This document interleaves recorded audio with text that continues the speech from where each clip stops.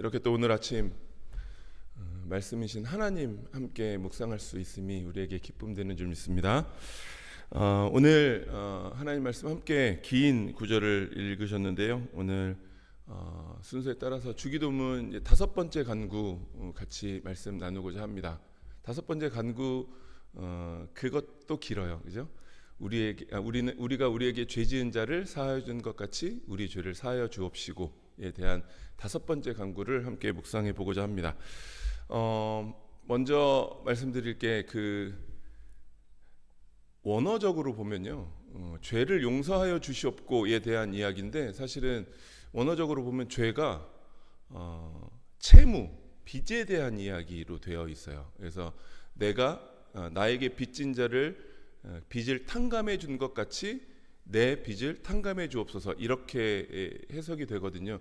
영어로 된 성경에도 마찬가지로 되어 있어요. 죄가 아니고 빚으로 나와 있거든요. 그런데 우리 한국말로 이제 죄라고 번역한 건 우리가 하나님께 빚을 탕감해 주옵소서라고 얘기하는 건, 우리가 하나님께 빚진 건 뭐예요? 죄죠, 죄. 그래서 우리가 우리에게 죄 지은 자를 사하여 준 것 같이 우리 죄를 사하여 주시옵고, 이렇게 번역이 되어 있어요. 전혀 틀린 건 아닌데, 오늘 우리가 함께 말씀 나누고자 하는 중심 주제는요, 우리의 죄 용서에 대한 이야기도 분명히 들어가 있지만, 어쩌면 우리 하나님께서 우리에게 그리스도인, 하나님의 예수님의 제자로 살아가는 우리들에게 어떻게 사는 삶이 참된 그리스도인의 삶인지에 대한 그 용서, 그리고 은혜에 대한 우리에게 간구로 우리에게 알려주시는 그 부분을 함께 묵상해 보고자 합니다.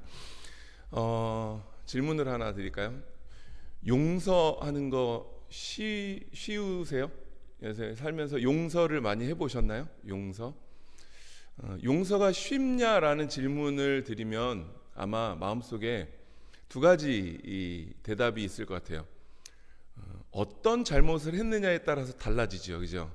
큰 잘못, 정말 뭐라고 표현하죠? 그 죽을 죄라고 얘기하나요? 하여튼 큰 잘못을 하면 용서하기가 좀 쉽지 않은 것 같고, 조금 잘못한 것 같으면 쉽게 용서해 줄 수 있을 것 같고, 그죠?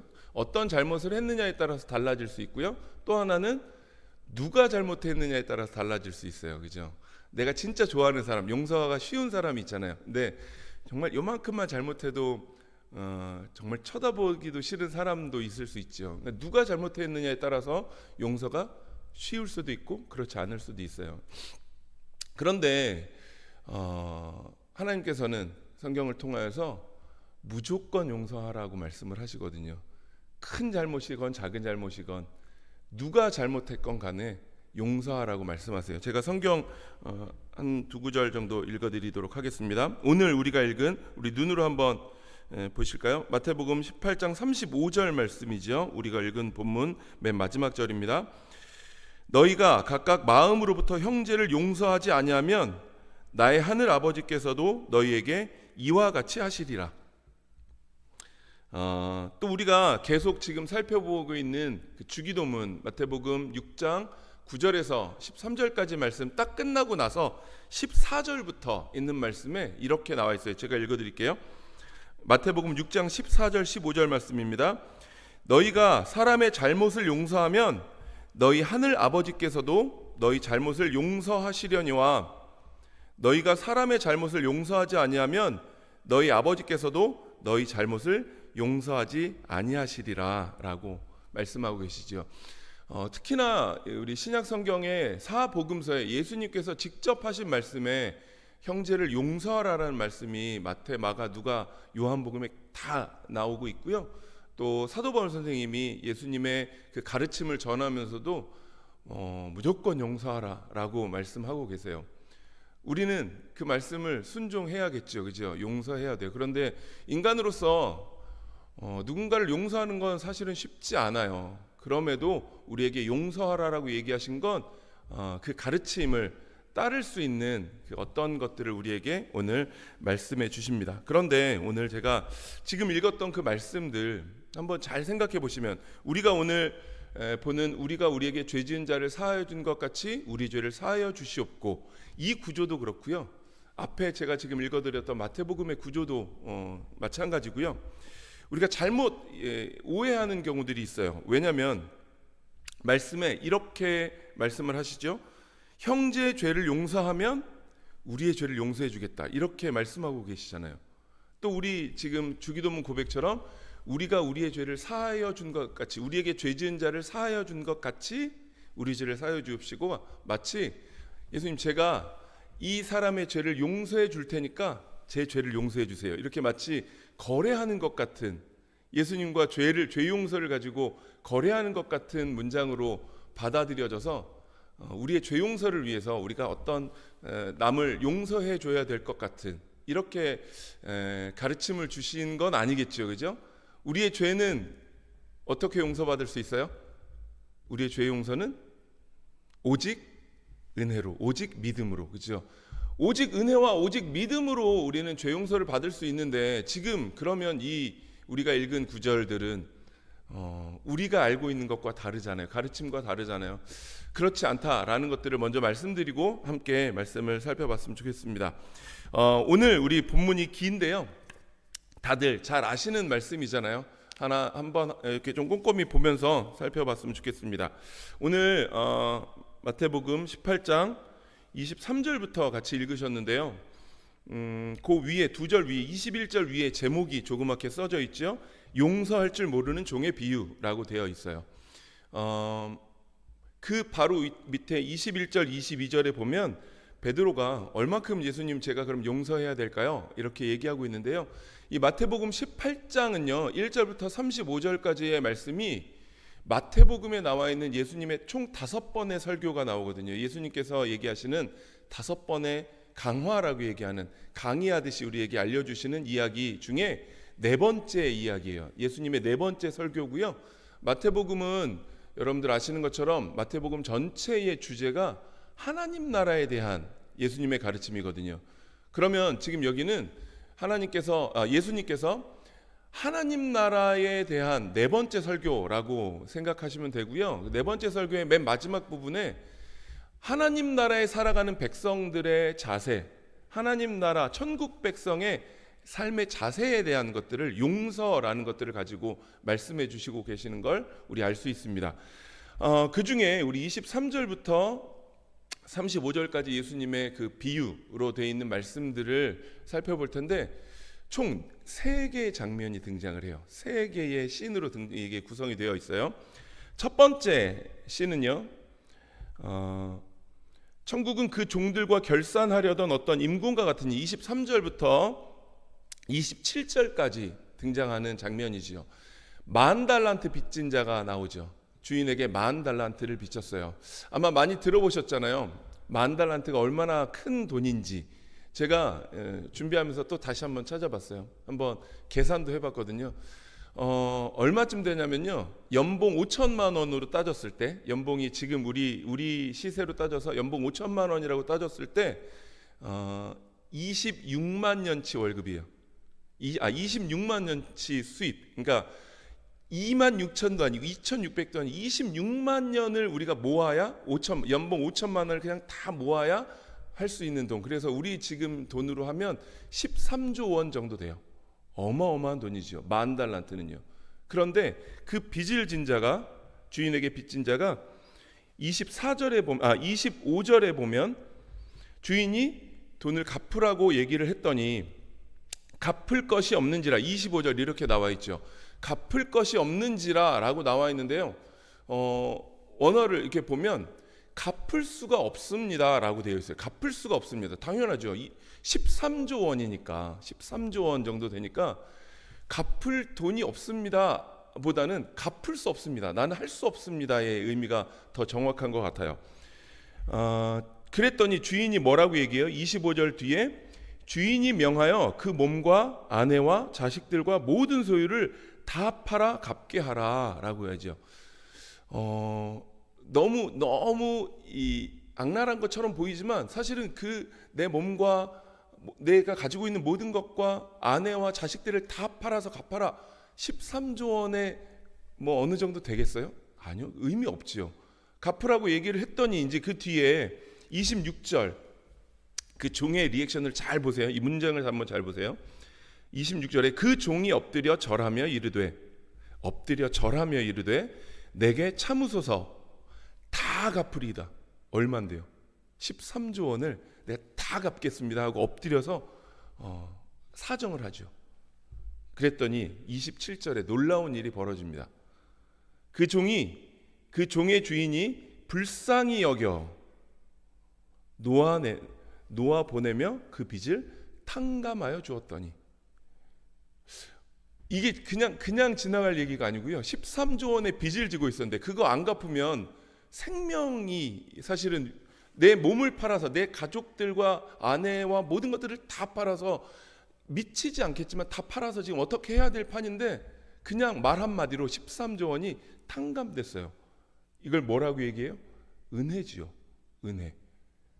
이 빚진 종이, 10,000달란트 빚진 종이 뭘 어떻게 하는 건 없잖아요. 그런데 그냥 다 갚겠습니다, 조금만 참아주세요 라고 얘기했더니 주인이 말 한마디로 다 탕감해 줬어요. 이건 완전한 은혜지요. 자, 그런데 28절로 보면 이제 두 번째 장면이 등장을 하지요. 근데 그 두 번째 장면에서 너무 전환이 빠르게 일어나요. 제가 한번 읽어보겠습니다. 그 종이 나가서 자기에게 100데나리온 빚진 동료 한 사람을 만나 붙들어 목을 잡고 이르되 빚을 갚으라 하니. 지금 목을 잡고 흔드는 주체가 누구예요? 10,000달란트 빚진 사람. 근데 그걸 탕감받았던 사람이잖아요. 그 큰 은혜를, 말할 수 없는 큰 은혜를 받은 그 10,000달란트 빚을 탕감받은 사람이 바로 그 다음 장면에서 100데나리온 빚진, 자기에게 돈을 꾸어간 그 사람을 지나가다 만나고 어떻게 해요? 갚아라 라고 얘기하는 게 아니고요, 목을 잡고 흔들면서 내 돈 내놔라고 얘기하죠. 다른 사람 같지 않아요? 다른 사람? 엎드려서 막 봐달라고 해서 은혜를 딱 받았던 그 종이 바로 장면이 바뀌니까 전혀 다른 사람처럼 행동하고 있죠. 100데나리온은요, 아까 제 계산법으로 하면 한 2천만 원 정도 돼요. 2천만 원. 13조 원을 탕감받았던 사람이 2천만 원의 빚을 진 사람을 대하는 태도가 목을 잡고 흔들면서 내 돈 내놓으라고 얘기를 하죠. 거기서 끝나지 않아요. 그런데 29절 말씀 보니까요, 그 앞에 26절의 종의 행동과 태도와 똑같이 나오죠. 그 동료가 엎드려 간구하여 이르되, 26절이랑 한번 이렇게 비교해서 보세요. 엎드려 간구하여 이르되 나에게 참아주소서 갚으리이다 하되. 그죠? 2천만 원이니까 갚을 수 있잖아요. 충분히도 조금 기다려주면 충분히 갚을 수 있는 정도의 금액인데 그걸 막 목을 잡고 흔들다가 30절 말씀에 허락하지 아니하고 이에 가서 그가 빚을 갚도록 옥에 가두거늘. 와, 다르지요. 주인과 완전 다른 행동을 하는 거죠. 100데나리온 빚진 자를 목을 흔들면서 갚으라고 얘기를 했는데 안 갚겠다도 아니었어요. 조금만 기다리면 갚겠습니다라고 얘기했는데 감옥에다가 집어넣잖아요. 장면이 하나 더 바뀌어요. 30절 말씀. 그것들을 이렇게 보고 있던 그 동료들이, 31절 말씀이죠. 그 동료들이 그것을 보고 몹시 딱하게 여겨 주인에게 가서 그의 일을 다 알리니, 그걸 다 주인에게 알리죠. 그랬더니 32절에 이에 주인이 그를 불러다가 말하되 악한 종아, 내가 빌기에 내가 내 빚을 전부 탕감하여 주었거늘 내가 너를 불쌍히 여김과 같이 너도 내 동료를 불쌍히 여김이 마땅하지 아니하냐 하시고. 혹시 펜이 있으신 분들은요, 거기다가 33절에다가 내가 너를 불쌍히 여김과 같이에다 동그라미를 한번 쳐주시면 좋겠고요. 너도 내 동료들을 불쌍히 여김이 마땅에다가 동그라미를 한번 좀 쳐보실까요? 우리가 잘 알고 있는 말씀, 요한일서 4장 11절 말씀, 요한일서 4장 11절 말씀을 제가 읽어드릴게요. 지금 눈으로 보시면서 한번 보세요. 요한일서 4장 11절. 사랑하는 자들아, 하나님이 이같이 우리를 사랑하셨은즉 우리도 서로 사랑하는 것이 마땅하도다. 이같이 마땅히, 똑같은 구조를 가지고 있지요. 제가 말씀 묵상하다가 이 요한일서 4장 11절 말씀이 떠오르더라고요. 우리에게 용서를 가르쳐 주시는데요, 그 용서가 사랑을 가르쳐 주신 것과 똑같아요. 용서는 사랑이 없으면 할 수 없다고요. 용서는요, 다른 사람에 대한 사랑을 가지고 용서하라고 오늘 말씀을 해주고 계세요. 자, 그럼 이제 이 말씀을 우리 이렇게 봤는데 35절 말씀에 너희가 각각 마음으로부터 형제를 용서하지 아니하면 나의 하늘 아버지께서도 너희에게 이와 같이 하시리라, 이렇게 말씀하고 계시죠. 여기도 아까 읽었던 거랑 똑같잖아요. 너희가 먼저 용서를 하면 내가 용서해 줄게, 이렇게 지금 구조가 돼 있어서 조금 우리의 여태까지의 신앙의 방향과 좀 다르게 되어 있는데, 그것들을 함께 좀 살펴보고 말씀을 마치도록 하겠습니다. 10,000달란트 받은 빚 탕감을 받은 그 종이 두 번째 자기에게 100데나리온 빚진 자를 만났을 때의 행동을 우리 성도님들 생각해 보시면 어떤 생각이 드세요? 그 사람 10,000달란트 받은 그 은혜를 충분히 감사하고 있는 사람일까요? 정말 감사하는 사람이면 어떻게 행동해야 되죠? 내가 어마어마하게 말할 수 없는, 내가 갚을 수 없는 그 빚을 탕감받은 그 은혜, 그 벅찬 감격이 있는 사람이라면, 그게 진짜로 고백되는 사람이라면, 그 작은 빚을 지고 있는 그 종을 만났을 때, 그 동료를 만났을 때 당연히 마땅히라고 표현하고 있죠. 마땅히 그 작은 빚을 탕감해 줄 수 있는 마음이 있겠지요. 그럼 말을 바꾸면 그 빚을 100데나리온의 빚진 동료를 용서해 주지 못했다면, 그 종은 10,000달란트 빚진 그 빚을 탕감받은 종은 분명 그거에 대한 충분한 감사가 없는 종이라고 우리에게 오늘 예수님께서 말씀하고 계신 거예요. 우리에게 그만큼 큰 죄를 하나님께서 우리의 공로가 아닌 예수 그리스도의 공로로, 은혜로 우리의 그 모든 죄를 용서해 줬는데, 너희들은 왜 너희에게 죄 지은 그 형제들, 이웃들을 용서하지 못하니? 라고 말씀해 주고 계신 구절이고요.